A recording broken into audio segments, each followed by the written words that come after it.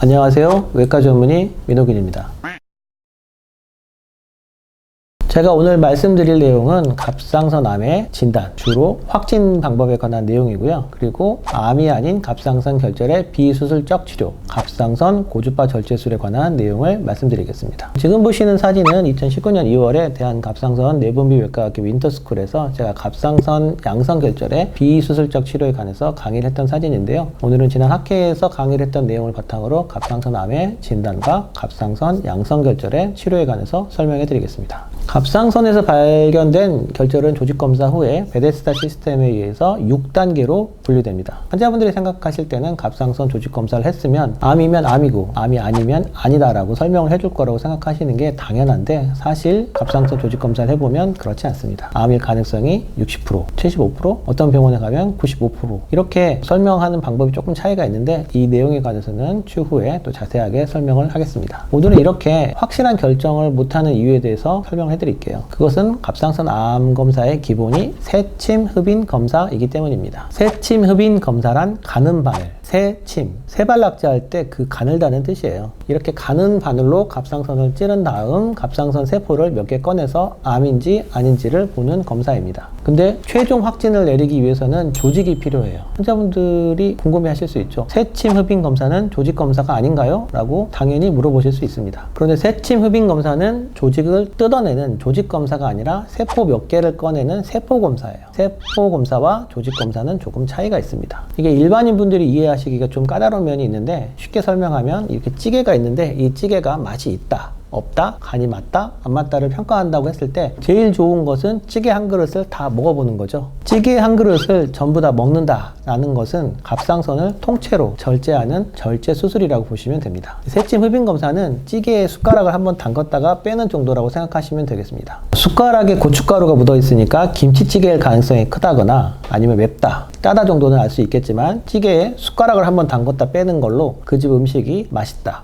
맛없다고 단정을 짓거나, 고춧가루가 있기 때문에 이건 100% 김치찌개다 라고 단정을 지을 수는 없겠죠. 왜냐면 매운탕에도 고춧가루가 있을 수 있으니까요. 그래서 세침 검사를 하고 나서는 대부분 암이 진단되어도 작게는 60% 아니면 70%, 80% 이렇게 퍼센트로만 진단을 내주고 정확하게 암이다 라는 확진 진단을 안 내려줍니다. 그래서 보험금을 청구할 때도 문제가 돼요. 그렇다고 지금 갑상선을 통째로 꺼내는 수술을 꼭 해야 되는 것도 아닌데, 암 진단이 됐지만 확진 진단서를 못 받는 경우가 많습니다. 이런 경우에 수술과 세침 검사 중간 단계 검사가 있는데, 이 검사를 갑상선 총생검이라고 하는 검사가 있습니다. 갑상선 총생검은 앞서 말씀드렸던 것처럼 요리에 비교하자면 앞접시를 하나 놓고 국자로 찌개를 한번 떠서 한 접시를 보는 검사라고 생각하시면 되겠습니다. 찌개를 전부 다 먹어보는 검사는 아니지만 찌개 국물, 건더기까지 모두 먹어보는 검사이기 때문에 확실히 간이 맞는지 아닌지, 매운탕인지 김치찌개인지를 분명히 구분해서 설명할 수가 있게 됩니다. 그래서 갑상선 총생검으로 세포가 아닌 조직을 떼어내서 수술로 전체 조직을 떼어내지 않더라도 조직 검사가 가능하고요. 갑상선 조직 검사를 바탕으로 갑상선 암이 있을 때 거의 대부분 확진이 가능합니다. 몇 가지 예외적인 내용이 있는데 이 부분은 다음 기회에 설명해 드리도록 하겠습니다. 그런데 이렇게 갑상선 총생검이 좋은데 왜 갑상선 총생검을 바로 하지 않을까요? 라는 의문이 생기실 텐데요. 일단 갑상선 총생검은 한 번 혹은 두 번밖에 총을 쏠 수가 없어요. 어렵겠죠? 그리고 총생검은 바늘로 그냥 찔렀다 빼는 게 아니라 조직을 총으로 떼어내는 검사이기 때문에 시술 과정에서 심각한 출혈이 생길 수가 있습니다. 그런데 목에 생기는 출혈은 기도를 막아서 숨을 못 쉴 수가 있기 때문에 시술 전후에 출혈에 관한 처치가 또 필요합니다. 일반적으로 할 수 있는 검사는 아니고요. 많은 시술 경험과 갑상선 출혈 처치가 가능한 갑상선 전문 병원에서 주로 시행하는 검사입니다. 저는 2010년부터 갑상선 총생검을 시작했고요. 지금까지 갑상선 총생검과 갑상선 총생검 이후에 발생하는 출혈에 관한 처치 경험, 그리고 장비가 준비되어 있기 때문에 갑상선 암 확진을 위해서 갑상선 총생검이 필요하신 환자분들은 내원하셔서 상담을 받으시면 좋겠습니다.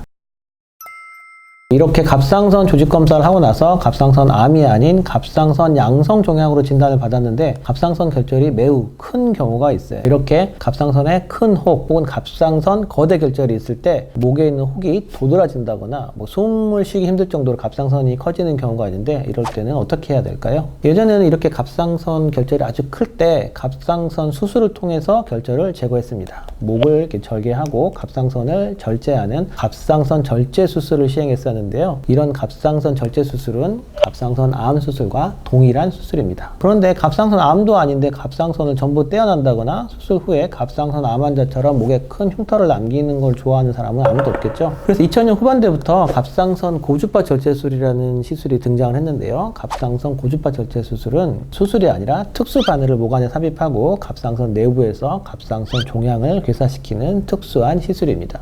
자세한 원리는 제가 따로 기회를 마련해서 설명을 해드릴 텐데요. 목 피부를 절개하는 수술 없이 갑상선에 있는 큰 혹, 갑상선 거대 결절, 거대 종양을 제거하는 비수술적 치료다라고 생각하시면 되겠습니다. 자, 여기 보이는 사진들처럼 목이 불룩하게 나와 있는 거대한 갑상선 결절이 잘 보이시죠? 근데 이런 환자분들이 수술 자국 없이 몇 개월간의 시술 후에 사라지는 수술 전후 사진을 볼 수가 있습니다.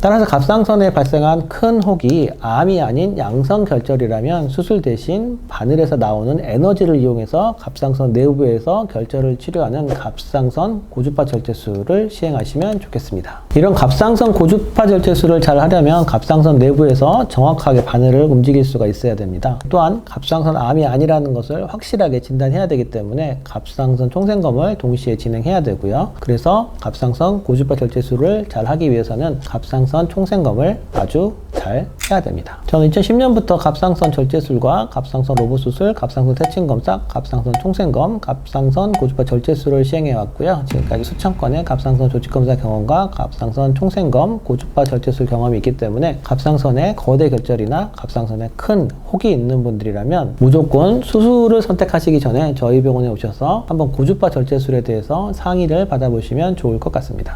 고주파 절제술을 잘하기 위해서는 장비가 좋아야 됩니다. 장비가 좋아야 되는데요. 저희 병원에서는 일반 병원에서는 한 대도 가지고 있기 힘든 고주파 절제술 장비가 2대가 있습니다. 이게 대당 몇천만 원씩 하는 장비인데요. 저희는 갑상선 전문 병원이라 아낌없이 투자를 했습니다. 과거 고주파 장비가 수동기어 자동차라면 신형 갑상선 고주파 장비는 완전 풀 오토매틱 풀옵션 자동차라고 보시면 됩니다. 과거 장비보다 에너지 출력은 좋아졌지만 에너지의 세밀한 조절이 가능하고요. 간섭 현상이 줄어들어서 시술 과정이 매우 선명하게 보입니다. 이런 장비는 큰 대학병원에 가야 볼 수 있는 장비인데요. 저희는 이런 고급 장비를 가지고 있습니다. 갑상선 암의 확진을 원하신다거나 갑상선에 암이 아닌 큰 혹이 있는데 수술 없이 치료를 원하시는 분들은 내원하셔서 저와 상의를 하시면 제가 도움이 될 수 있을 것 같습니다. 감사합니다.